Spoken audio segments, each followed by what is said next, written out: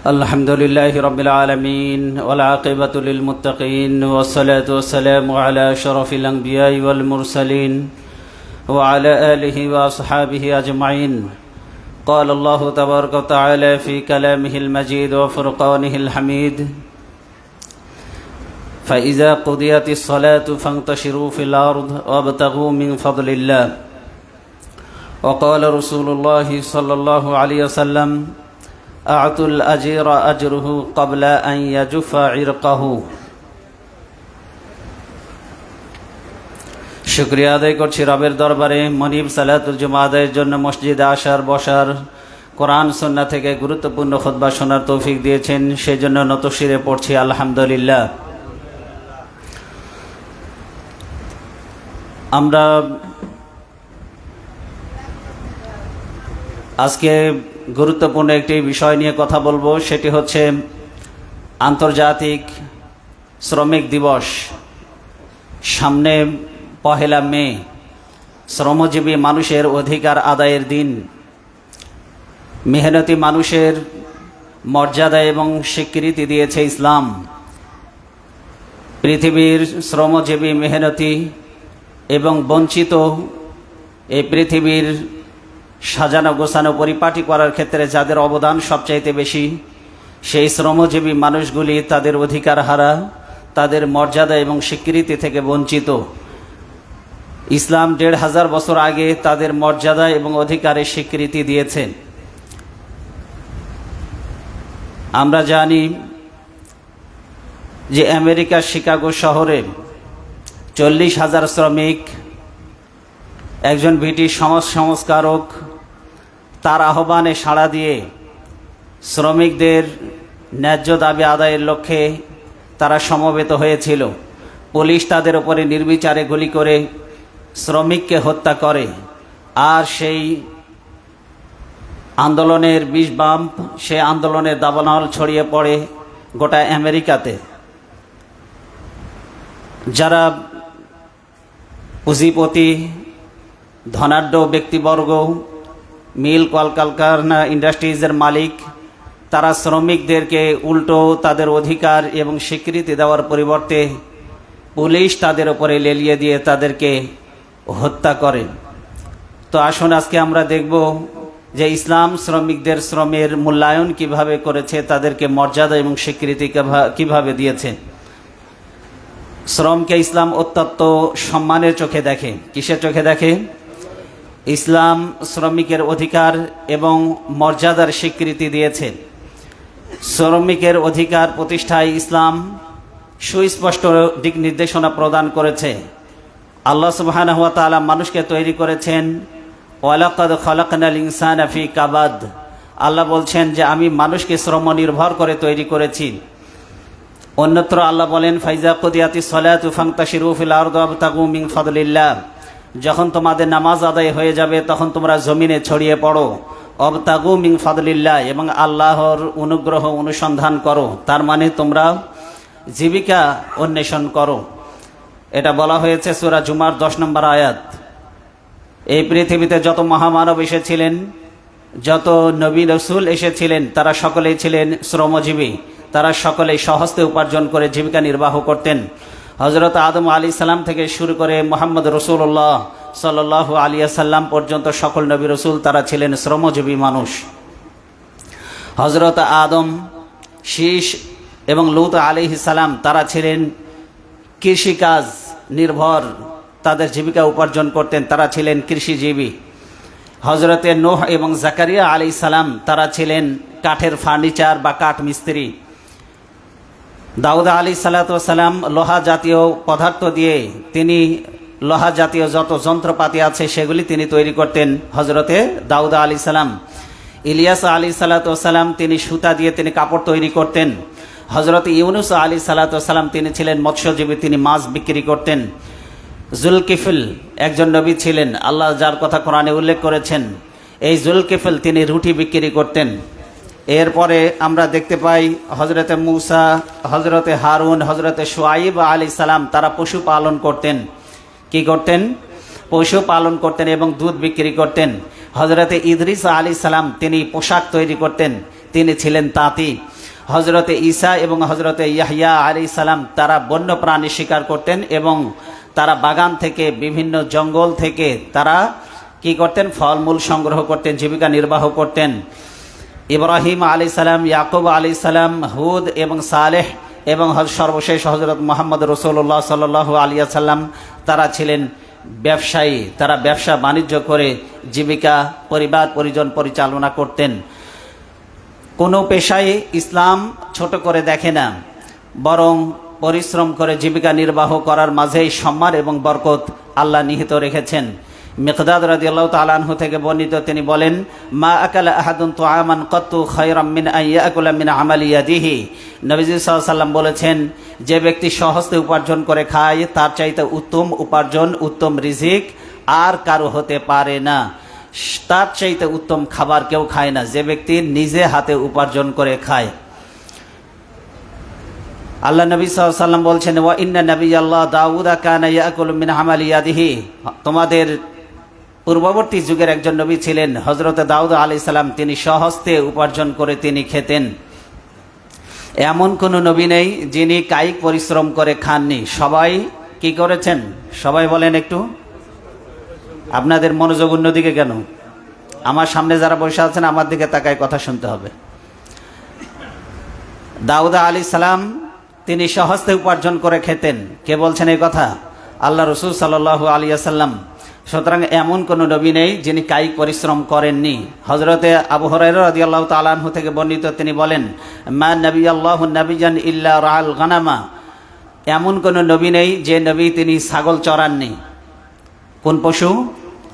ছাগল। ফাকালা আসহাবুহু ওয়া আনতা। নবীর সাহাবীরা জিজ্ঞাসা করলেন, হে আল্লাহর নবী মুহাম্মদ রাসূলুল্লাহ সাল্লাল্লাহু আলাইহি ওয়াসাল্লাম, আপনিও কি ছাগল চরাতেন? ফাকালা নাম। তিনি বললেন, হ্যাঁ, কুনতু, আমি ছাগল চরাতাম। আর আহা আলা কিরারিতা লি আহলি মক্কাতা। আমি মক্কাবাসীদের পারিশ্রমিকের বিনিময়ে তাদের ছাগলগুলি চড়িয়ে দিতাম।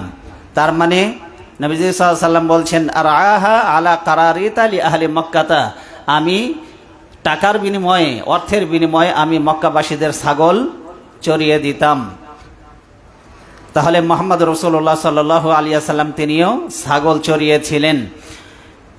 অনেক কাজ থাকে যেই কাজগুলি একা আঞ্জাম দেওয়া একার পক্ষে সম্ভব হয় না। এরকমের কাজ আমাদের প্রত্যহিক জীবনে আছে না নাই? বলেন। অবশ্যই সেই কাজগুলিতে শ্রমিক নিয়োগ দেওয়ার প্রয়োজন পড়ে না? আল্লাহ কাউকে মেধা দিয়েছেন, কাউকে অর্থ দিয়েছেন, কিন্তু শারীরিক পরিশ্রম করার মতো সক্ষমতা আল্লাহ তাকে দেননি। এরকম লোক আছে না নাই? আবার শারীরিকভাবে সক্ষম কিন্তু বুদ্ধি নাই, অর্থ নাই, এরকমের লোক আছে না নাই? তার মানে একজনকে আল্লাহ অপরজনের মুখাপেক্ষী করেছেন। কারো মেধা আছে, কারো অর্থ নাই, শারীরিক পরিশ্রম করার যোগ্যতা নাই। আবার কারো শারীরিক পরিশ্রম করার যোগ্যতা আছে কিন্তু মেধা, প্রজ্ঞা, অর্থ কোনোটাই নাই। এই জন্য আল্লাহ একজনকে আরেকজনের মুখাপেক্ষী করেছেন। আল্লাহ সুবহানাহু ওয়া তাআলা পৃথিবী পরিচালনার জন্য এই মহাকৌশল তিনি অবলম্বন করেছেন। কি করেছেন? মহাকৌশল। এটা মহাকৌশলের অন্তর্ভুক্ত। আল্লাহ সুবহানাহু ওয়া তাআলা তিনি বলছেন, নাহনু কাসামনা বাইনাহুম মাঈশাতাহুম ফিল হায়াতিদ দুনিয়া ওয়া রাফা'না বা'দাহুম ফাওকা বা'দিন দারাজাতিল লিয়াত্তাখিযা বা'দুহুম বা'দান সুখরিয়া। আল্লাহ বলছেন যে আমি দুনিয়ার এই সামগ্রী আমি মানুষের মাঝে বণ্টন করেছি, দুনিয়ার এই উপকরণ আদি মানুষের মাঝে বণ্টন করেছি, একজনকে আরেকজনের উপরে মর্যাদা দিয়েছি। জানো তোমরা একজনকে আরেকজনের উপরে মর্যাদা এই জন্য দিয়েছি, একজনকে আরেকজন অধীনস্থ করে যেন তার থেকে তোমরা খেদমত নিতে পারো, কাজ নিতে পারো। তাহলে আল্লাহ সুবহানাহু ওয়া তাআলা একজনকে সেবক বানিয়েছেন, আরেকজনকে আল্লাহ শ্রমিক বানিয়েছেন। কেন বানিয়েছেন? আল্লাহ সুবহানাহু ওয়া তাআলা বলছেন যেন তোমরা একজন আরেকজনকে অনুগত করে তাদের থেকে খেদমত নিতে পারো, কাজ নিতে পারো। কারণ এই পৃথিবীতে সবাই যদি ধনী হয় তাহলে পারে কেউ কারো আনুগত্য করবে না, পৃথিবীর এই ব্যবস্থাপনাগুলি ধ্বংস হয়ে যাবে। হবে না? হবে না? এই জন্য আল্লাহ সুবহানাহু ওয়া তাআলা জীবিকা নির্ধারণে একজনকে আরেকজনের উপরে শ্রেষ্ঠত্ব দিয়েছেন এবং সকল মানুষকে তিনি যে ধনী বানাননি এটা তার মহাপরিকল্পনা এবং তার বিশ্ব পরিচালনার একটি কৌশল। আল্লাহ সুবহানাহু ওয়া তাআলা একজনকে আরেকজনের অনুগত করেছেন। কেন করেছেন? যেন ঘর দোর একজনকে দিয়ে আমরা ঝাড়ু দিয়ে নিতে পারি, আরেকজনকে দিয়ে আমরা যেন মাথা চুল কাটিয়ে নিতে পারি, আরেকজনকে দিয়ে আমরা যেন টয়লেট ক্লিন করে নিতে পারি, আরেকজনকে দিয়ে আমরা যেন কাপড় সেলাই করে নিতে পারি, আরেকজনকে দিয়ে আমরা যেন কাপড় বুনিয়ে নিতে পারি। কিন্তু সবাই যদি ধনী হতো তাহলে কেউ কারো আনুগত্য করতো না, কেউ কারো কাজ করে দিত না। ফলে পৃথিবীতে বিপর্যয় সৃষ্টি হতো না। পৃথিবীতে জীবনের গতি থমকে যেত, এতে করে মানুষ মহা সংকটে পড়ে যেত, কেউ কাউকে মানতে চাইতো না। ফলে চরম বিশৃঙ্খলা তৈরি হতো এই পৃথিবীতে। ধনী গরিব এর মাঝে যে ব্যবধান আল্লাহ তৈরি করেছেন, এটা আল্লাহর রহমত এবং অশেষ অনুকম্পা এবং করুণা।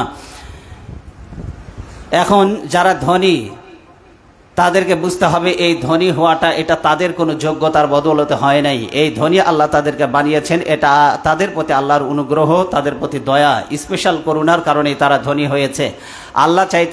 আল্লাহ চাইলে তাদেরকে গরিব বানাতে পারতেন। আল্লাহ যদি চান ধনী অবস্থা থেকে এখনো তাদেরকে গরিবের কাতারে সামিল করতে পারেন না? কথা জবাব দেন। ধনীকে ফকির বানাতে কি আল্লাহর 1 সেকেন্ডের সময় লাগবে? তাহলে আল্লাহ ধনীকে ধনী বানিয়েছেন, এটা আল্লাহর অনুগ্রহ, এটা আল্লাহর দয়া, এটা আল্লাহর অনুকম্পা।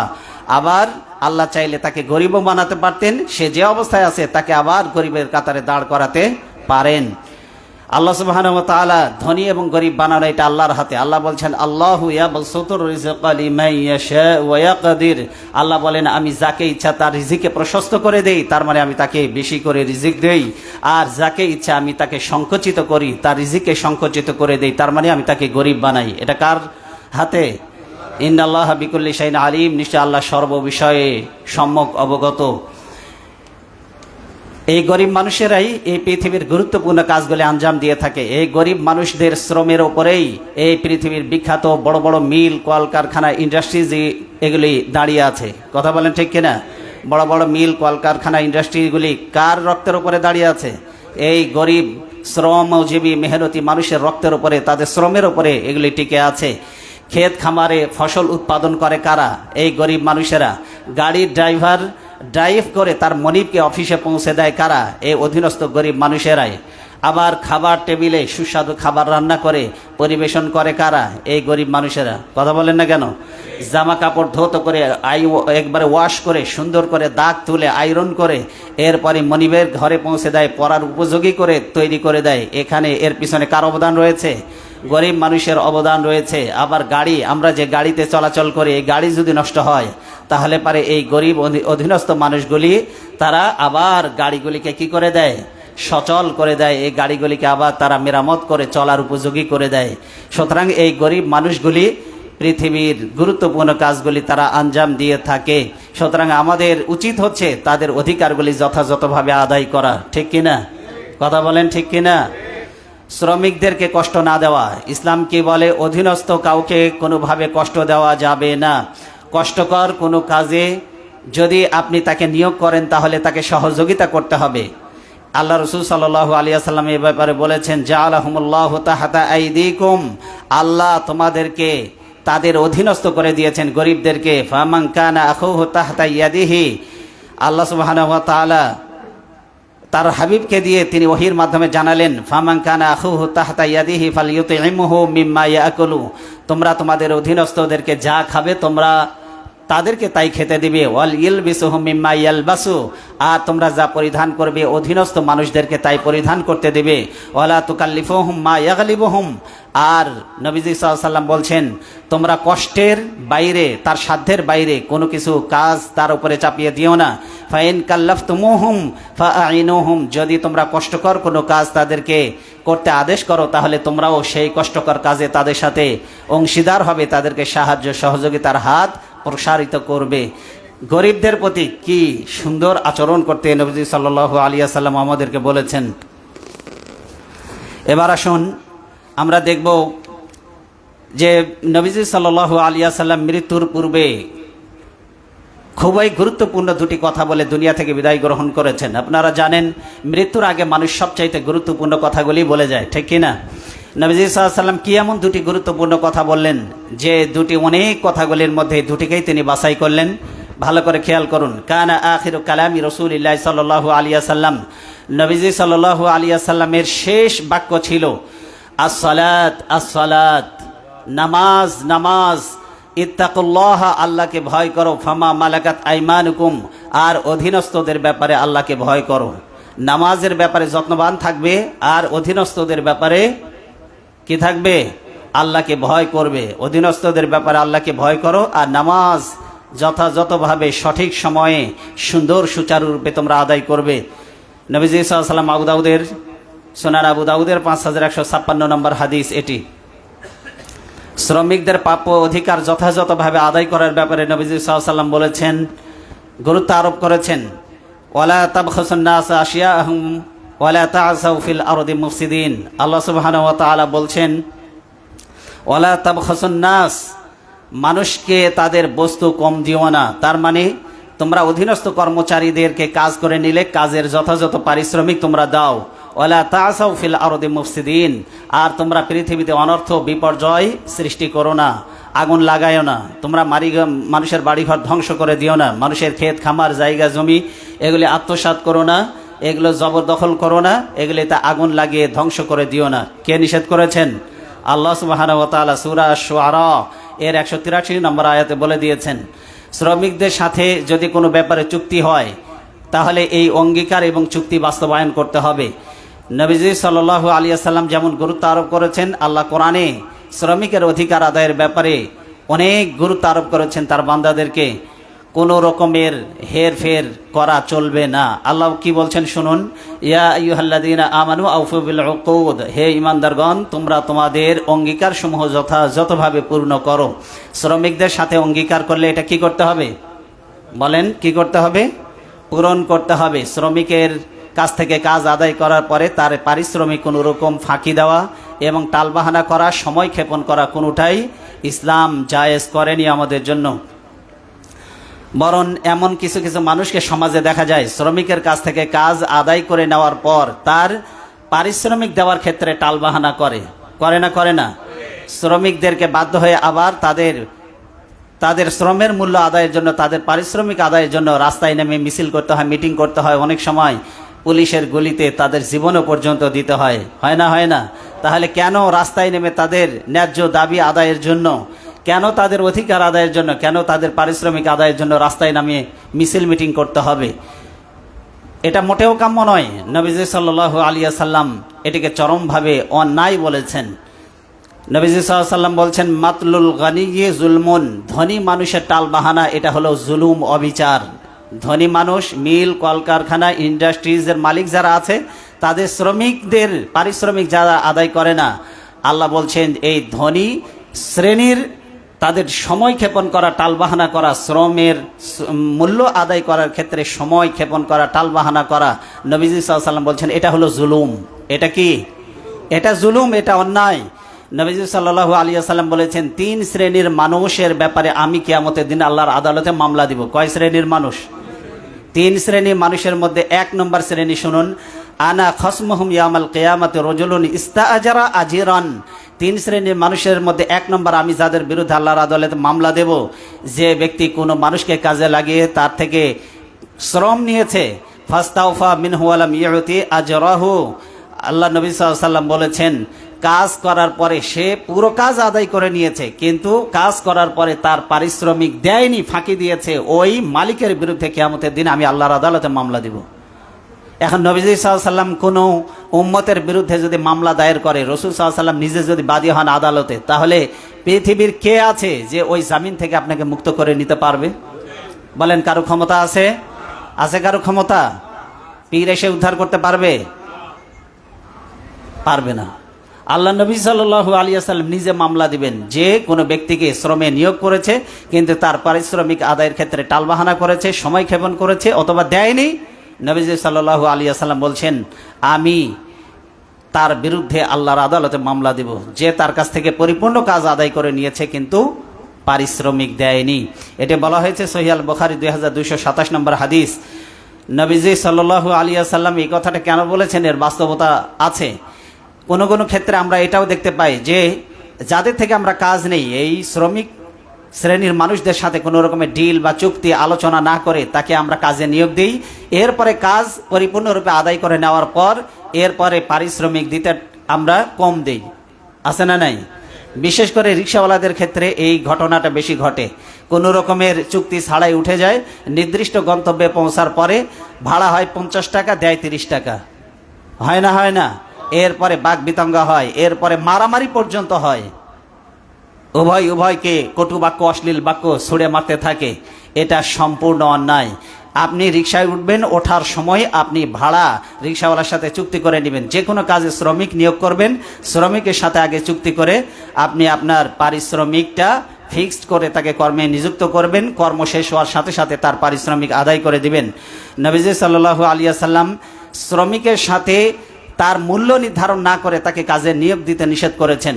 নাহা আন ইস্তিজারাতিল আজিরি হাত্তা ইউবাইয়ানা লাহু আজরুহু। নবী সাল্লাল্লাহু আলাইহি ওয়াসাল্লাম বলছেন, মজুরি নির্ধারণ না করে কোনো শ্রমিককে তোমরা কাজে নিয়োগ করো না। কে বলছেন এই কথা? বলেন। নাহা আন ইস্তিজারাতিল আজিরি হাত্তা ইউবাইয়ানা লাহু আজরুহু। কোন শ্রমিককে তার শ্রমের মূল্য নির্ধারণ না করে তোমরা কাজে নিয়োগ করো না। তার মানে আপনি কাজে লাগানোর আগে কি করে নেবেন? তার সাথে চুক্তি করে নিতে হবে পারিশ্রমিকের ব্যাপারে। আর শ্রমিকের মূল্য আদায়ের ক্ষেত্রে মজুরি প্রদানের সময়কাল যদি নির্ধারিত না হয়, যে আপনি কবে তাকে তার পারিশ্রমিক আদায় করবেন, এটা যদি নির্ধারিত না থাকে, তাহলে কাজ শেষ হওয়ার সাথে সাথে তার পারিশ্রমিক আদায় করে দিবেন। নবীজি সাল্লাল্লাহু আলাইহি ওয়াসাল্লাম বলছেন, আতুল আজিরা আজরুহু ক্বাবলা আন ইয়াজুফা ইরকুহু। নবীজি সাল্লাল্লাহু আলাইহি ওয়াসাল্লাম বলছেন, শ্রমিকের গায়ের ঘাম শুকিয়ে যাওয়ার আগে তার পারিশ্রমিক দিয়ে দাও। শ্রমিকের গায়ের ঘাম শুকাতে কয় ঘন্টা লাগে ভাই? কথা বলেন না কেন? 5 থেকে 10 মিনিট সময় লাগে শ্রমিকের গায়ের ঘাম শুকানো। তো আল্লাহ নবী সাল্লাল্লাহু আলাইহি ওয়াসাল্লাম কাজ শেষ হওয়ার সাথে সাথেই তিনি বলছেন, শ্রমিকের গায়ের ঘাম শুকিয়ে যাওয়ার আগেই তার পারিশ্রমিক দিয়ে দাও। খুবই গুরুত্বপূর্ণ হাদিস। আতুল আজিরা আজরুহু ক্বাবলা আন ইয়াজুফা আরাকাহু। নবীজি সাল্লাল্লাহু আলাইহি ওয়াসাল্লাম বলছেন, গায়ের ঘাম শুকানোর আগেই তার পারিশ্রমিক আদায় করে দাও। এটা হচ্ছে ইবনে মাজার হাদিস, সুনান ইবনে মাজাহ 2443 নম্বর হাদিস। অনেক সময় শ্রমিকদের কাছে আমরা মালিকরা প্রিয় হতে পারি না। কেন? শ্রমিক এবং মালিকের মধ্যে উভয়ের আন্তরিকতার ঘাটতির কারণে। দেখুন, নানাবিধ কারণে শ্রমিকদের সাথে অনেক সময় আমরা দুর্ব্যবহার করে বসি, কিন্তু শ্রমিকদের সাথে দুর্ব্যবহার করা যাবে না। আর শ্রমিকেরা উচিত মালিকের কাজে আন্তরিক হওয়া। শ্রমিকদের সাথে দুর্ব্যবহার করতে নবীজি সাল্লাল্লাহু আলাইহি ওয়াসাল্লাম নিষেধ করেছেন। সমাজের কিছু কিছু অধীনস্থ শ্রমিকদের সাথে এই এলিট সোসাইটির ধনী শ্রেণীর এক শ্রেণীর মানুষ খুব বাজে দুর্ব্যবহার করে, গালি ছাড়া কথা বলে না। এই বাস্তবতা কি সমাজের মধ্যে আছে না নাই? কথা বলেন। তার অধীনস্থ কর্মচারীদেরকে গালি না দিলে কথা বলে না। আর যদি সামান্য একটু ভুল করে বসে, তাহলে 14 গোষ্ঠী গালিগালাজ করে উদ্ধার করে দেয়। এরকমের লোক আছে না নাই?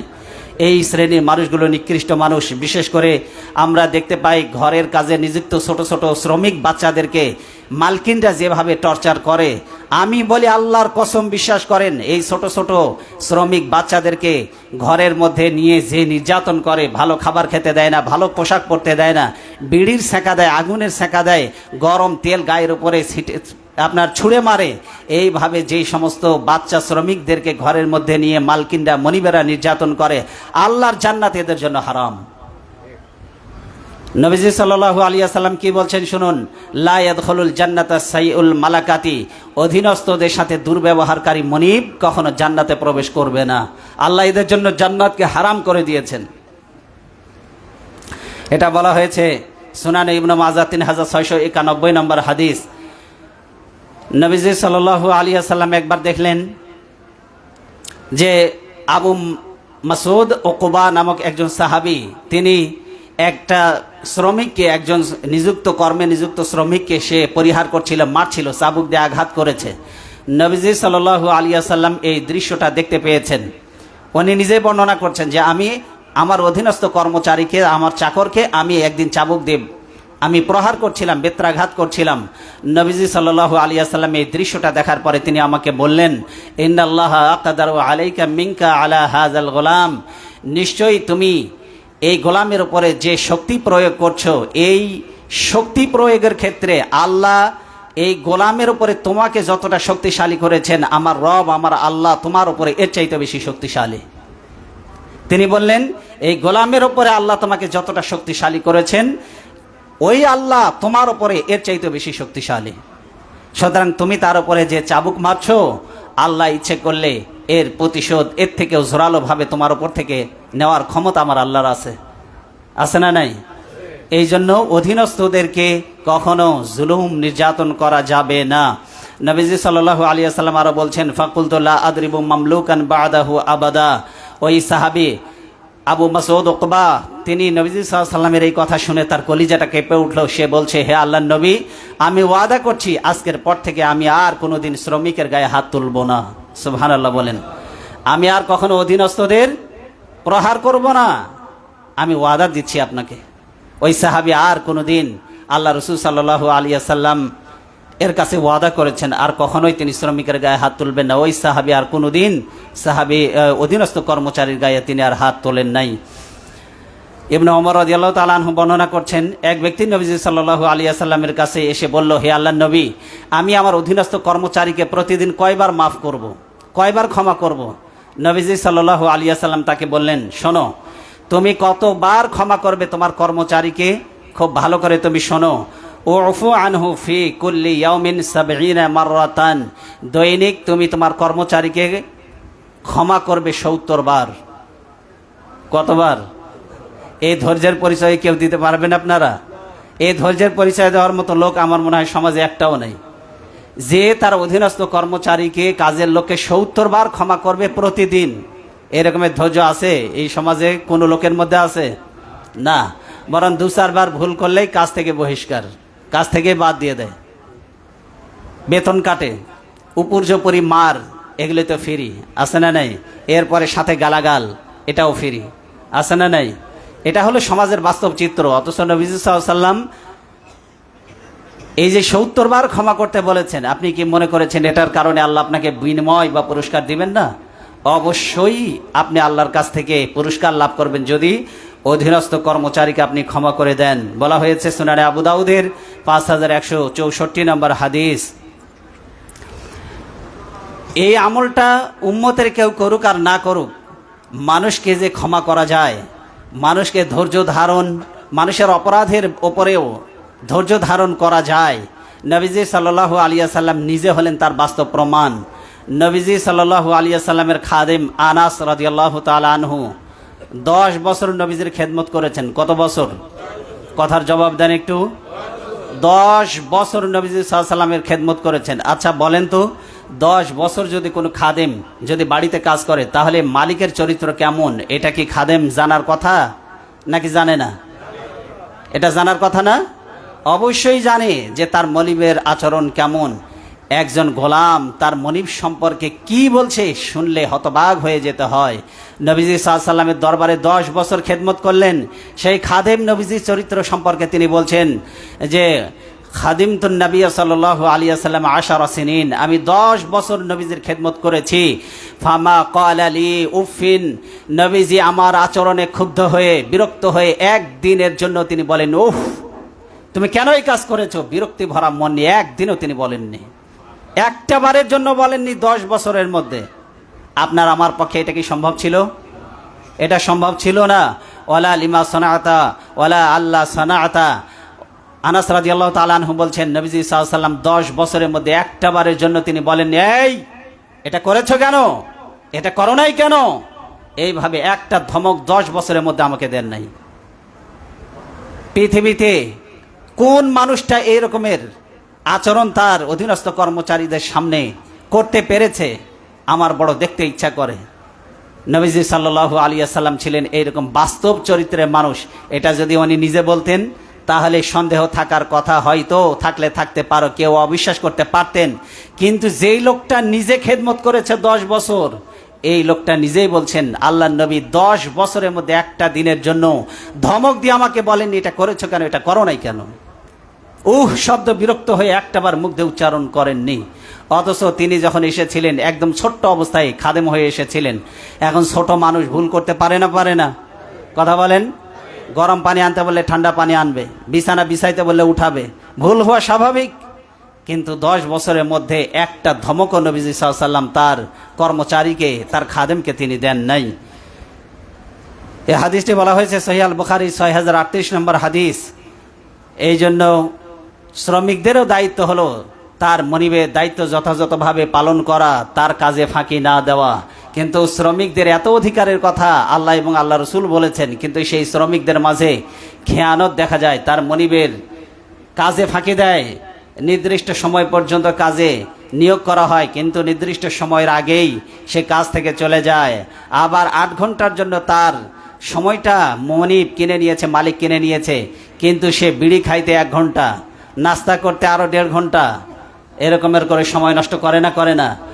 গল্প করে সময় নষ্ট করে, কাজে ফাঁকি দেয়, কাজটা ভালো করে করে না। কাজ ভালো করে করে না কেন? আবার যেন মানিব এই কাজের জন্য তাকে ডাকে, এই জন্য কাজে একটু ত্রুটি রেখে কাজ করে। এরকমের স্বভাবও আছে না নাই?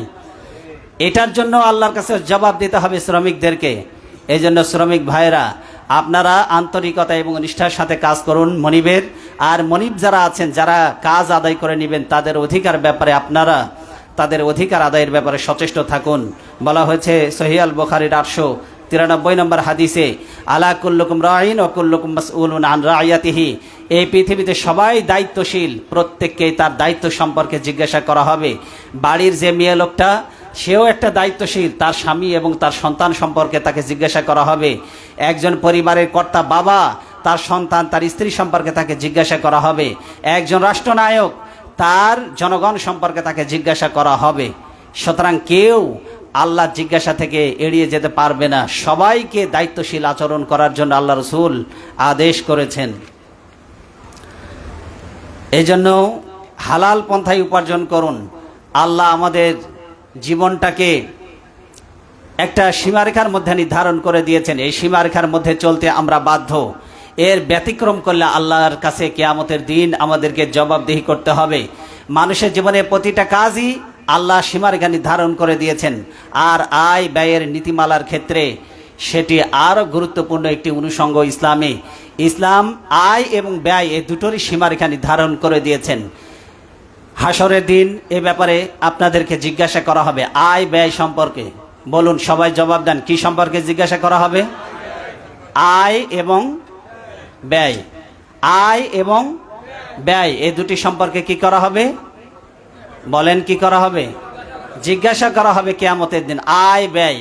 ভালো করে শুনুন, নবীজি সাল্লাল্লাহু আলাইহি ওয়াসাল্লাম বলেছেন, 5টি জিনিসের আদেশ, 5টি জিনিসের জিজ্ঞাসাবাদ করা ছাড়া আল্লাহ সুবহানাহু ওয়া তাআলা কিয়ামতের দিন বনি আদমের একজনের পা তার জায়গা থেকে নড়াতে পারবে না, নড়াতে দিবেন না আল্লাহ সুবহানাহু ওয়া তাআলা। আদম সন্তান তার পা তুলতে পারবে না 5টি প্রশ্নের জবাব না দেওয়া পর্যন্ত। কয়টা প্রশ্ন? 5টা। সবাই খুব মনোযোগ সহকারে ভালো করে শুনুন। 1 নম্বর, নবীজি সাল্লাল্লাহু আলাইহি ওয়াসাল্লাম বলছেন, লা তাজুলু কদামা ইবনু আদামা ইয়াউমাল কিয়ামাতি মিন ইনদি রাব্বিহি। কিয়ামতের দিন আদম সন্তানকে 5টি বিষয় জিজ্ঞাসা করা হবে। হাত্তা ইসআল আন খামসিন, 5টি বিষয় জিজ্ঞাসা করার আগ মুহূর্ত পর্যন্ত আদম সন্তান তার জায়গা থেকে 1 কদমও নড়াতে পারবে না। সে 5টি প্রশ্ন কি? 1 নম্বরে প্রশ্ন আন উমরিহি ফিমা আফনাহু। প্রথম নম্বর প্রশ্ন হচ্ছে তার জীবনকাল, আল্লাহ তাকে যে 60, 70 বছর, 80 বছর, 90 বছর, 100 বছরের যে জীবন দিয়েছিলেন, এই জীবন সে কিভাবে অতিবাহিত করেছে, এটার জবাব আগে দিতে হবে। তাস খেলে খেলে কত সময় নষ্ট করেছেন, জুয়া খেলে কত সময় নষ্ট করেছেন, ওই চায়ের দোকানে 1 কাপ চা খাইতে বসে 1 ঘন্টা সিনেমা দেখে জীবনে সময় নষ্ট করেছেন। এগুলির প্রত্যেকটার ব্যাপারে জবাব দিতে হবে। আপনার জীবন কোন কাজে ব্যয় হয়েছে, কোথায় অতিবাহিত করেছেন জীবন, এটার জবাব না দিয়ে আপনি পা তুলতে পারবেন না। 2 নম্বর হচ্ছে ওয়ান শাবাবিহি ফিমা আবলাহু। তার যৌবনকাল সম্পর্কে, তার যৌবনকাল কোথায় সে নিঃশেষ করেছে। যৌবনকালটা বড় দামি। কার পিছনে ঘুরে আপনার যৌবনকালটা নষ্ট করেছেন? কার পিছনে ঘুরেছেন? কিসের জন্য ঘুরেছেন? কিসের স্বার্থে ঘুরেছেন?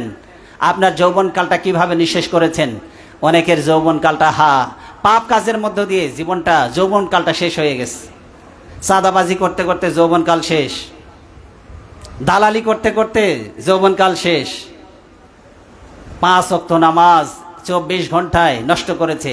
শুধু 1 ওয়াক্ত নয়, 2 ওয়াক্ত নয়, 24 ঘন্টায় 5 ওয়াক্ত নয়, মাসের পর মাস, বছরের পর বছর, 10টা বছর জীবনের যৌবনকাল, 25 বছর, 30 বছর কোনোদিন জুমার নামাজ ছাড়া 5 ওয়াক্ত নামাজ সে এই 25-30 বছরের মধ্যে কোনোদিন পড়ে নাই, এরকমের যুবকও আছে না নাই? কি জবাব দিবেন? কিয়ামতের দিন পা তুলতে পারবেন না।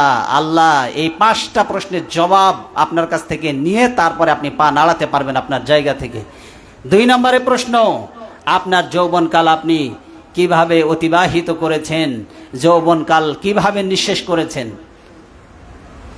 এটা সম্পর্কে আপনাকে জিজ্ঞাসা করা হবে। এরপরে নবীজি সাল্লাল্লাহু আলাইহি ওয়াসাল্লাম বলেছেন, ওয়ান মালিহি মিন আইনা ইকতাসাবাহু। 2টা প্রশ্ন অর্থনীতি সম্পর্কে, অর্থ সম্পর্কে, কামাই রুজি সম্পর্কে। 1 নম্বর অর্থনীতি সম্পর্কে যে 2টো করা হবে, আগে 2টা হয়েছে আপনার আয়ুষ্কাল, আপনার 150, 60, 70 বছরে হায়াত কোথায় অতিবাহিত করেছেন, যৌবনকাল কোথায় নিঃশেষ করেছেন, 2। আর 3 নম্বর নবীজি সাল্লাল্লাহু আলাইহি ওয়াসাল্লাম বলেছেন, ওয়ান মালিহি মিন আইনা ইকতাসাবাহু। সম্পদ কোথা থেকে উপার্জন করেছেন, কোথা থেকে উপার্জন করেছেন সম্পদ? চাঁদাবাজি করে,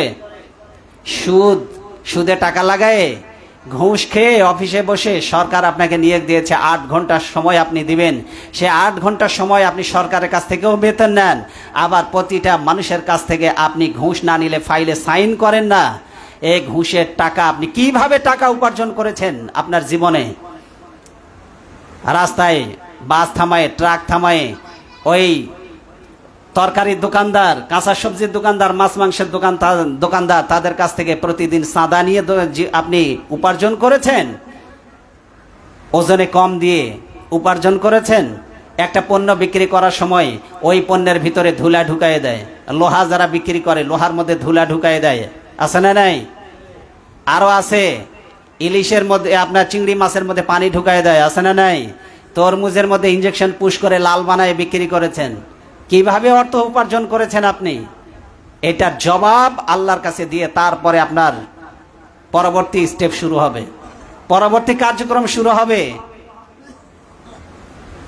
এরপরে 4 নম্বর প্রশ্ন হবে, অফিমা আনফাকাহু। টাকা কোথায় ব্যয় করেছেন? আল্লাহ আপনাকে যে শক্তি দিয়েছিলেন, সামর্থ্য দিয়েছিলেন, টাকা উপার্জন করার ক্ষমতা আল্লাহ দিয়েছিলেন, টাকা মনে করেছেন আপনি নিজে উপার্জন করেন? আল্লাহ উপার্জন করার ক্ষমতা যদি হারায় নেয় আপনার কাছ থেকে, কিভাবে উপার্জন করবেন? আল্লাহ প্যারালাইসিস বানায় ফেলায় রাখবে, বছরের পর বছর, মাসের পর মাস টাকা উপার্জন করার ক্ষমতা আপনার নাই। চাকরি করবেন, চাকরি করে যাওয়ার জন্য তো আপনাকে হাঁটতে হবে, অফিসে যেতে হবে, কাজের সন্ধানে বের হতে হবে, হাঁটার শক্তি নাই। অর্থ উপার্জন এটা আপনি নিজের ক্ষমতায় করতে পারেন না, এটা আল্লাহ আপনাকে উপার্জন করার ক্ষমতা দিয়েছে বলে আপনি উপার্জন করতে পারেন। তো এই উপার্জনকৃত অর্থ আল্লাহ ছাড়া, আল্লাহর রাস্তা ছাড়া কোন কাজে, কাদেরকে দিয়েছিলেন টাকা? ইসলাম ছাড়া অন্য কোন কাজে আপনি ব্যয় করেছিলেন? মদের বারে টাকা খরচ করেছেন, পতিতালয়ে টাকা খরচ করেছেন, ইসলামের দুশ্মনদেরকে চাঁদা দিয়ে, টাকা দিয়ে সহযোগিতা করেছেন ইসলামকে ঠেকানোর জন্য। এই সব কিছুর জবাব আপনাকে দিতে হবে। এরপরে 5 নম্বরে প্রশ্ন হবে, মাজা আমিলা ফি মা আলিমা। আপনি কতটুকু জেনেছিলেন, কতটুকু আমল করেছিলেন? আপনি জেনেছেন কতটুকু আর আমল করেছেন কতটুকু? অনেকে চায়ের দোকানে বসে সিগারেটে টান দিয়ে চিন্তা করে, আমাদের কোনো হিসাবও নাই, জবাবও নাই, আমরা একেবারে সোজা সাপটা জান্নাতে চলে যাব। যারা জানে বেশি ওরা আল্লাহর কাছে হিসাব দিবে বেশি, আমরা জানি কম, আমাদের কোনো হিসাবও নাই। মনের সুখে বিড়িতে টান মারে আর চিন্তা করে, জান্নাতে যেতে খেলে দেরি, আমি মরলেই জান্নাতে যেতে আমারে ঠেকাই কে, আমি মরি না তাই জান্নাতে যাই না। অনেকে এই চিন্তা করে যে হুজুররা জানে বেশি, আল্লাহর কাছে জবাবও দিবে বেশি, হুজুরদের জানা বেশি, বিপদও বেশি, আমরা জানিও কম, বিপদও কম। এরকম বলার লোক আছে না নাই? বলেন, কথা বলেন, আছে না নাই? আল্লাহ আগে ফরজ করেছিলেন, ইকরা বিসমি রাব্বিকাল্লাযী খালাক। আল্লাহ আগে নামাজ পড়তে বলেন নাই, আল্লাহ আগে বলেছেন নামাজের বিধান আগে জানো, আগে জানা। আপনি জানেন নাই তার মানে ওইটার পানিশমেন্ট আগে হবে, আমল করেন নাই ওইটার পানিশমেন্ট 2 নম্বরে হবে। আপনি আগে জানবেন, কারণ যে যত বেশি জানে সে তত বেশি পালন করা তার জন্য সহজ। আপনি হারামই জানেন না কোনটা হারাম, হারাম সম্পর্কে কোনো জ্ঞানই নাই, তা আপনি হারাম থেকে ফিরবেন কি করে? আপনি আল্লাহর ভয় আপনার হৃদয়ে নাই, কারণ আল্লাহ সম্পর্কে আপনি জানেনই না আল্লাহর ক্ষমতা কত, আল্লাহর শাস্তি সম্পর্কে আপনার ধারণাই নাই, এই জন্য পাপকে আপনি হালকা মনে করেন। তা আপনি না জেনে এক অন্যায় করেছেন, আমল না করে আর এক অন্যায় করেছেন, শাস্তি হবে আপনার 2 গুণ। আর যে জেনেছে ও তো একটা ফরজ আদায় করেছে, জানে মানে নাই, এই জন্য তার শাস্তি হবে 1 গুণ। কথা কি ক্লিয়ার? এখন মনে করেন না যে আমরা জানিও কম মানিও কম, আমাদের জানা কম বিপদও কম। হুজুররা জানে বেশি, বিপদও বেশি। আপনি জানেন না, জানার শাস্তি আগে হবে না। কেন জানেন নাই? না জানার শাস্তি আগে হবে। তাহলে কয়টা বলেছি প্রশ্ন? আল্লাহ কয়টা প্রশ্ন করবেন? এই 5টি প্রশ্নের উত্তর না দিয়ে কেউ 1 কদম উঠাতে পারবে না। আবার বলি, ভালো করে শোনেন। 1 নম্বরে আল্লাহ আপনাকে যে হায়াত দিয়েছিলেন, এই হায়াত কোথায় অতিবাহিত করেছেন? 60-70 বছরের জীবন। 2 নম্বর আপনার যৌবনকাল। যৌবনকালটা খুবই গুরুত্বপূর্ণ। যুবক ছেলেপেলেরা শক্তি সামর্থ্য বেশি, তো এই জন্য দেখবেন এদের মসজিদে খুঁজে পাওয়া যায় কম। মসজিদে আসবে কাটায় কাটায়, আবার যাবে সালাম ফেরাতে দেরি, উঠতে দেরি নাই, মনে হয় এতক্ষণ জেলখানায় ছিল। নামাজ একে তো পড়েই না, আর যারাও আসে তারাও মনে করে মসজিদটা হলো জেলখানা। এদের মধ্যে দেখবেন নেক কাজ করার প্রবণতা কম। বুড়ো মানুষের একটু আগে আসে, চিন্তা করে আর কয়েকদিন পর মরে যাব। কিন্তু আমি বলি, যুবকরা, তোমাদের ইবাদত করার সময় এই যৌবনকাল সম্পর্কে জিজ্ঞাসা করা হবে, বুড়োকাল সম্পর্কে জিজ্ঞাসা করা হবে না। কার পিছনে ঘুরেছো? কে তোমার নেতা? কে তোমার হাতে বই খাতা কলমের পরিবর্তে মদ তুলে দিল, গাঁজা তুলে দিল, ইয়াবা তুলে দিল, মেরিজুয়ানা তুলে দিল, ওফিয়াম তুলে দিল, মারফিয়াম তুলে দিল? কে তোমাকে ব্যবহার করছে রাজনৈতিক স্বার্থে, খারাপ কাজে? তোমার যৌবনকাল কার পিছনে ঘুরে কাটিয়েছো? জুয়া খেলার আড্ডায় সময় দিয়েছে, সেখানে সময় হয়েছে, নামাজ পড়ার সময় তোমার হয় নাই। কি জবাব দিবে আল্লাহর কাছে? যৌবনকাল সম্পর্কে জিজ্ঞাসা করা হবে। যৌবনকাল এটাই তোমাদের golden time of human life. তোমার জীবনের সবচেয়ে গুরুত্বপূর্ণ সময় এই যৌবনকাল। এই সময় ইবাদতে মনোনিবেশ করো। 3 নম্বরে প্রশ্ন, আয় করেছেন কোন পথে? হালাল পথে না হারাম পথে? ব্যয় করেছেন। 4 নম্বর প্রশ্ন, ব্যয় করেছেন কোন কোন খাতে? অমুক ভাই এসে চাঁদা চায়, তমুক ভাই এসে চাঁদা চায়। টাকা পকেট থেকে বের হতে দেরি হয় না। আর আল্লাহর রাস্তায় দান করার সময় কত শত হিসাব। 5 টাকা দিবে না, 10 টাকা দিবে না, 2 টাকা।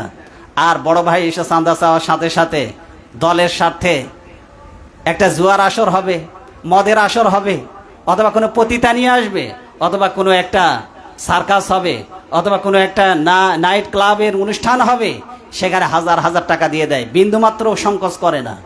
খারাপ কাজে টাকা আছে, ভালো কাজে টাকা নেই, আছে না নেই? আয় করেছেন কোথায়, ব্যয় করেছেন কোথায়, এটার জবাব দিয়ে তারপরে আপনার পা উঠাতে পারবেন। আর 5 নম্বরে জানেন কতটুকু আর আমল করেন কতটুকু, এটার জবাব দিয়ে আল্লাহর কাছ থেকে আপনি পরবর্তী স্টেপে আপনি যেতে পারবেন। এর আগ পর্যন্ত 1 কদমও আপনি উঠাতে পারবেন না। এটা বলা হয়েছে সুনান আত-তিরমিজির 2416 নম্বর হাদিস। নবীজি সাল্লাল্লাহু আলাইহি ওয়াসাল্লাম বলেছেন, ইয়াতি আলান নাসি জামানুন লা ইবালিল মারউ মা আখাযা মিনহু আমিনাল হালাল আম মিনাল হারাম।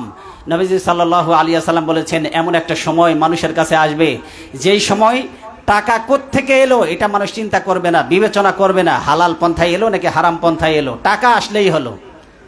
এই জন্য দেখবেন এখন পতিতা যারা, এরা এখন স্বরাষ্ট্র উপদেষ্টার কাছে একটা নারী অধিকার নীতিমালা দিয়েছে। এই নারী অধিকার নীতিমালায় তারা বলতেছে, আমরা যারা যৌনকর্মী আছি, যারা পতিতা ব্যবসা, দেহ ব্যবসা করে খাই, আমাদেরকে শ্রমিকের মর্যাদা দিতে হবে। নাউজুবিল্লাহ বলেন। শ্রমিক কাকে বলে? যে নাপিত, সেও শ্রম দেখায়, ও শ্রমজীবী। যে মুচি, জুতা সেলাই করে, জুতা পালিশ করে, সেও শ্রমিক। যে আপনাদের বাড়িঘর দালান কোঠা বানায়, সে শ্রমিক। এখন যারা চামড়া ব্যবসায়ী, দেহ ব্যবসায়ী, এই পতিতা, এরা দাবি করতেছে এটাও শ্রম, আমাদেরকে শ্রমিকের স্বীকৃতি দিতে হবে। তাহলে তো শ্রমিক, এই যে সেলুন যেমন প্রতিটা পাড়ায় মহল্লায় বাজারে আছে, যদি শ্রমিকের স্বীকৃতি দেওয়া হয়, তাহলে তো এরা মোড়ে মোড়ে প্রতিটা বাজারে অলিতে গলিতে এক একটা করে পতিতালয় তুলে এরপরে সামনে লিখে দিবে, এখানে পতিতা বৃত্তির ব্যবসা করা হয়, এখানে দেহ ব্যবসা করে শ্রম দিয়ে খাওয়া হয়। আচ্ছা বলেন, আজ পর্যন্ত পতিতা কোনো নারী আজ পর্যন্ত কি বলেছে? কোনো মা বাবাকে কি বলতে শুনেছেন আপনি আজ পর্যন্ত যে আমি আমার সন্তান তাকে বড় হলে আমি পতিতা বানাবো? কোনো বাবা বলেছে? কথার জবাব দিতে হবে। কোনো বাবা বলেছে?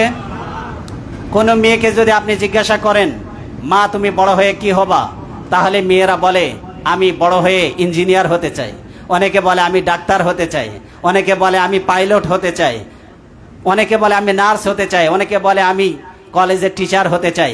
কিন্তু কোনো মেয়ে আজ পর্যন্ত বলেছে যে বড় হয়ে আমি পতিতা হতে চাই? কোনো মা বাবা বলেছে আমার মেয়েকে আমি পতিতা বানাবো? তাহলে এই পতিতা যারা, দেহ ব্যবসা যারা করে, একে তো ঘৃণিত, সমাজের সবচেয়ে জঘন্য এই অপরাধের সাথে যারা জড়িত, তারা কিভাবে নিজেদের এটাকে শ্রমিকের স্বীকৃতি চাইল, এই সাহস কোত্থেকে পেল? কারা তাদের পিছনে ইন্ধন দিয়েছে? কারা তাদেরকে শেল্টার দিচ্ছে? কারা তাদেরকে উৎসাহ দিচ্ছে? যদি পতিতাদেরকে শ্রমিকের স্বীকৃতি দেওয়া হয়, তাহলে এই সমাজটা এমনিতেই পচে গেছে, এই সমাজের দাফন এবং কবর হয়ে যাবে। এই সমাজে আর ভালো কিছুর অস্তিত্ব এই সমাজে থাকবে না। সেখানে সেই প্রতিবেদনে আলো তুলে ধরা হয়েছে। সেখানে প্রতিবেদনে বলা হয়েছে যে নারীরা আজ বৈষম্যের শিকার। কেন? পরিবার থেকে বৈষম্য শিকার। কারণ নারীরা বলছে সব বাবা মার সম্পত্তিতে তারা 1 ভাগ পায় আর ছেলেরা পায় 2 ভাগ। আপনাদের কাছে আমি জিজ্ঞাসা করতে চাই, মেয়েরা 1 ভাগ পাওয়ার পরে বাড়ির বাসা ভাড়া দেওয়ার দায়িত্ব কি আল্লাহ তাদেরকে দিয়েছে? সন্তানের লেখাপড়ার খরচের দায়িত্ব কি আল্লাহ মাকে দিয়েছে? কথা বলেন না কেন? সংসার পরিচালনা, মাছ মাংস তরি তরকারি কেনার দায়িত্ব আল্লাহ কি স্ত্রীকে দিয়েছে? তাহলে 1 ভাগ যা পেল মেয়েরা সবগুলি ব্যাংকে জমা থাকলো, আর পুরুষ মানুষ 2 ভাগ পাওয়ার পরেও সে সংসার মেনটেন করতে গিয়ে, বাচ্চা কাচ্চার লেখাপড়ার খরচ, তাদের চিকিৎসাপত্র সব কিছু করতে গিয়ে আরও 2 গুণ পেয়েছিল বাপের বাড়ি থেকে, আরও 2 গুণ ধার হয়ে গেল। এটা বাস্তবতা কিনা? এই 1 ভাগ আল্লাহ দিয়েছেন নারীদেরকে, এটা বৈষম্য বলা যাবে না। মর্যাদার ভিত্তিতে আল্লাহ দেন নাই, এটা দিয়েছেন অধিকারের ভিত্তিতে। কারণ পুরুষের দায়িত্ব বেশি, পুরুষের অধিকার বেশি, দায়িত্বের ভিত্তিতে পুরুষকে বেশি দেওয়া হয়েছে। কারণ পুরুষ, তুমি 2 ভাগ পাওয়ার পরে সব দায়িত্ব পালন করবা, তোমার সবটা খরচ হয়ে আরো ঋণী হয়ে যাবা। আর মেয়েদেরকে বলছে মেয়েরা 1 ভাগ তোমাদেরকে দিলাম তোমাদের মর্যাদা হিসেবে, এ 1 ভাগ যা পাবা পুরোটাই জমা থাকবে তোমাদের অ্যাকাউন্টে। কারণ সংসার চালানোর খরচ নাই, বাচ্চা কাচ্চারা অসুস্থ হলে ওষুধ কেনার দায়িত্ব নাই, লেখাপড়ার খরচ নাই, জামা কাপড় কেনার টাকার খরচের কোনো দায়িত্ব আল্লাহ তাদেরকে দেয় নাই। নারীরা যা পেয়েছে সব জমা, আর পুরুষরা যা পেয়েছে সব খরচ হয়ে যায়। তাহলে আল্লাহ কাদেরকে জিতিয়ে দিয়েছেন? বলেন কাদেরকে জিতিয়েছেন? নারীদেরকেই জিতিয়ে দেওয়া হয়েছে। এরপরে নারীদের পাওয়ার কত উৎস? নারীদেরকে তো সবাই দেয়। পুরুষকে কে কয়জন দেয়? একটা নারীকে দেয় তার স্বামী, এক নারীকে দেয় তার বাবা, তার বউ, তার ভাই থাকলে ভাই দেয়, তার সন্তান থাকলে সন্তানরা দেয়। আমরা আমাদের মাদেরকে কিনে দেই না? দেই না? কথা বলেন। যদি 5টা সন্তান থাকে, ঈদের সময় 5টা শাড়ি পায়, পায় না? পায় না? আবার স্বামী যদি বেঁচে থাকে, স্বামীর পক্ষ থেকেও পায়, পায় না? পায় না? ভাই থাকলে ভাইয়েরাও উপহার সামগ্রী বোনের জন্য পাঠায়, পাঠায় না? পাঠায় না? আর আপনারা পুরুষ মানুষ যারা বসে আছেন, ঈদের সময় কয়টা জামা পাইছেন? কে দিছে আপনারে? আপনার নিজের টাকায়, তাই কিনা জোটে না। কারণ ওদের জন্য খরচ করতে করতে নিজেরটাই কেনার কথা ভুলে গেছেন আপনারা। এ বাস্তবতা আছে না নাই? পুরুষ মানুষকেই আল্লাহ সুবহানাহু ওয়া তাআলা, পুরুষ এবং নারীর মধ্যে আল্লাহ সমতা করেছেন, বরং নারীদেরকে আল্লাহ মর্যাদার দিক থেকে আরো আগায় দিয়েছেন তাদেরকে। সুতরাং পতিতা বৃত্তি এটা কখনো শ্রম হতে পারে না। উপদেষ্টা ডক্টর ইউনূস স্যার সবার প্রশংসা কুড়িয়েছেন, কিন্তু এমন কিছু গর্হিত সিদ্ধান্ত নেবেন না যেটা মুসলিম কমিউনিটির পালসের বিরুদ্ধে যায়। যারা আপনাকে ভালোবাসে, ইসলামের বিরুদ্ধে গেলে তারাই আপনার বিরুদ্ধে আবার ফুঁসে উঠবে। কথা বলেন ঠিক কিনা? কারণ এই মানুষের মাটি, মানুষ, এর সাথে ইসলামের ভালোবাসা, শ্রদ্ধা, আবেগ রক্তের সাথে মিশে আছে, ঠিক কিনা? কারণ এই দেশের মানুষ আজান শুনে ঘুমাতে যায়, আবার আজান শুনে বাংলাদেশের মানুষের ঘুম ভেঙে যায়। ইসলাম যাদের রক্তে মিশে আছে, ইসলামের বিরুদ্ধে কোনো আইন পাশ করে আত্মঘাতী কোনো সিদ্ধান্ত আপনি নেবেন না। সুতরাং আরো বলা হয়েছে সেখানে, সে যারা যত বেশি ধর্মের অনুশীলন করে, এই ধর্মীয় অনুশীলন এটাই নাকি বৈষম্য তৈরি করছে সমাজে। নাউজুবিল্লাহ বলেন। ধর্মীয় অনুশাসন নাকি সমাজে বৈষম্য তৈরি করেছে। যতগুলি নীতিমালা দিয়েছে সবগুলি ইসলামের বিরুদ্ধে। সুতরাং ইসলামের বিরুদ্ধে হাত দিয়েন না। ইসলামের বিরুদ্ধে, আল্লাহর আইনের বিরুদ্ধে যারাই হাত দিতে চেষ্টা করেছে, আল্লাহ তাদের অস্তিত্ব রাখেন নাই। আল্লাহ তাদেরকে পৃথিবী থেকে নির্মূল করে দিয়েছে। আর পৃথিবীতে দাম্ভিক এবং অহংকারী যারা হয় এদের পতন অনিবার্য, এদের পতন অনিবার্য। নবীজি সাল্লাল্লাহু আলাইহি ওয়াসাল্লামের একটা ঘোড়া ছিল, আজবা নাম। এই ঘোড়া আরব বিশ্বের মধ্যে যত ঘোড়া ছিল সবচাইতে শক্তিশালী এবং দৌড় প্রতিযোগিতায় ফার্স্ট হতো। কার ঘোড়া? রাসূল সাল্লাল্লাহু আলাইহি ওয়াসাল্লামের ঘোড়া আজবা। এই ঘোড়ার সাথে প্রতিযোগিতা করে আরব বিশ্বের কোনো ঘোড়া টিকতে পারতো না। কিন্তু একদিন একজন গ্রাম্য মানুষের এক ঘোড়ার কাছে রাসূল সাল্লাল্লাহু আলাইহি ওয়াসাল্লামের ঘোড়া পরাজিত হয়ে যায়। নবীজি সাল্লাল্লাহু আলাইহি ওয়াসাল্লাম বলেন যে যে জিনিস দাম্ভিক হয়, অহংকারী হয়, মাথা উঁচু করে দাঁড়িয়ে যায়, এক সময় তা পড়ে যায়। আমার ঘোড়াটা সবসময় নিজেকে অপ্রতিদ্বন্দ্বী ভাবতো, অপ্রতিরোধ্য ভাবতো, কিন্তু আল্লাহ বেশি দাম্ভিক, বেশি অহংকারী, বেশি নিজেকে উঁচু ভাবার কারণে আল্লাহ তার পতন ঘটাই দিয়েছে। কেউ পারতো না নবীজির ঘোড়ার সাথে, কিন্তু একদিন ওই ঘোড়া পরাজিত হয়ে যায়। তার মানে এই পৃথিবীতে কোনো কিছু স্থায়ী নয়। যারা মাথা উঁচু করতে যায় আল্লাহ তাদেরকে একসময় ধসিয়ে দেন। ঠিক কিনা? কথা বলেন ঠিক কিনা? এই জন্য আজকের এই আলোচনাগুলি এই জন্য আমি করেছি, শ্রমিকের অধিকার। কারণ আন্তর্জাতিক মে পহেলা দিবস, এই যে পহেলা মে আন্তর্জাতিক শ্রমিক দিবস, এই শ্রমিকের অধিকার নিয়ে শিকাগোতে আন্দোলন হয়েছিল। একজন ব্রিটিশ সংস্কারকের উদ্যোগে সমাজ সংস্কারক তিনি আইন করতে চেয়েছিলেন যে শ্রমিকরা কখনো নির্ধারিত তাদের কোনো টাইম ছিল না। তারা কয়টায় শুরু করবে, কয়টায় শেষ করবে, এটা তাদের শুরুর টাইম জানা ছিল, কিন্তু শেষ হওয়ার টাইম জানা ছিল না। সারাদিন কাজ করতো, 14 ঘন্টা পর্যন্ত ডিউটি পালন করত। এই ব্রিটিশ সমাজ সংস্কারক তিনি আইন করলেন, তিনি অধিকারের দাবিতে আওয়াজ তুললেন। তিনি বললেন 8 ঘন্টা কাজ, 8 ঘন্টা বিনোদন, আর 8 ঘন্টা রেস্ট, আরাম বিশ্রাম। এর দাবিতে শ্রমিকরা ফুঁসে উঠল, পুলিশ গুলি করে তাদেরকে হত্যা করলো। অথচ শ্রমের এই মর্যাদা ইসলাম 1500 বছর আগে দিয়েছে, শ্রমিকের অধিকারকে প্রতিষ্ঠিত করে দিয়েছে। এই জন্য শ্রমিক ভাইদেরকে বলবো, আপনারা ইসলামের ছায়াতলে আসেন। পৃথিবীর কোনো দল, মত এবং আদর্শ আপনাদের অধিকার আদায় করতে পারবে না। যদি ইসলাম প্রতিষ্ঠিত হয় আপনাদের অধিকার প্রতিষ্ঠিত হয়ে যাবে। কারণ আল্লাহ এবং রসুল আপনাদের সেই অধিকার দিয়েছে। ইসলাম আপনাদেরকে যে অধিকার দিয়েছে পৃথিবীর কেউ আপনাদেরকে সেই অধিকার দিতে পারে নাই। এই জন্য আপনারা ইসলামের ছায়াতলে আসুন। আল্লাহ আমাদের সবাইকে ইসলামের জন্য কবুল করুন। হাযা মা ইনদি ওয়াল ইলমু ইনদাল্লাহ আলাইহি তাওয়াক্কালতু ওয়া ইলাইহি উনীব।